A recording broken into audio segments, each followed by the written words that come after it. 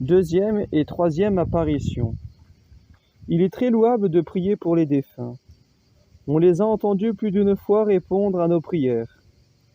L'histoire raconte beaucoup de faits de ce genre. Un saint évêque, nommé Bristano, avait une très grande dévotion pour les âmes du purgatoire.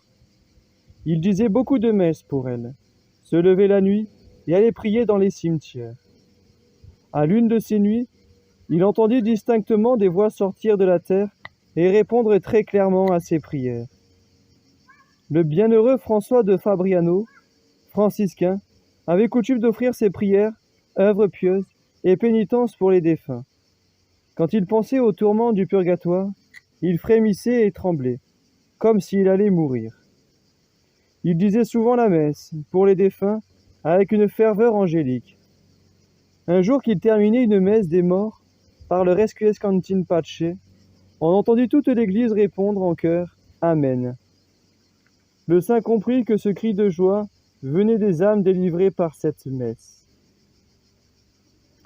Saint Grégoire de Tours rapporte quelque chose de plus admirable encore. Au diocèse de Bordeaux, 2 vénérables prêtres vinrent à mourir, presque au même moment, après une vie très édifiante. Ils furent enterrés dans l'église, l'un d'un côté de la nef, du côté opposé. Or, pendant que les prêtres chantaient l'office du bréviaire, en 2 chœurs, on entendit très clairement la voix des 2 défunts s'unir à celle des chantres, avec tant d'harmonie et de suavité que les assistants y prenaient un grand plaisir. On fut persuadé que Dieu permettait ce miracle pour faire connaître que ces 2 saints prêtres lui adressaient leurs dernières supplications avant de monter au ciel.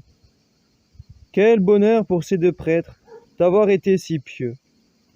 Faisons tous nos efforts pour l'être comme eux, nous aussi, et nous en serons heureux à la mort.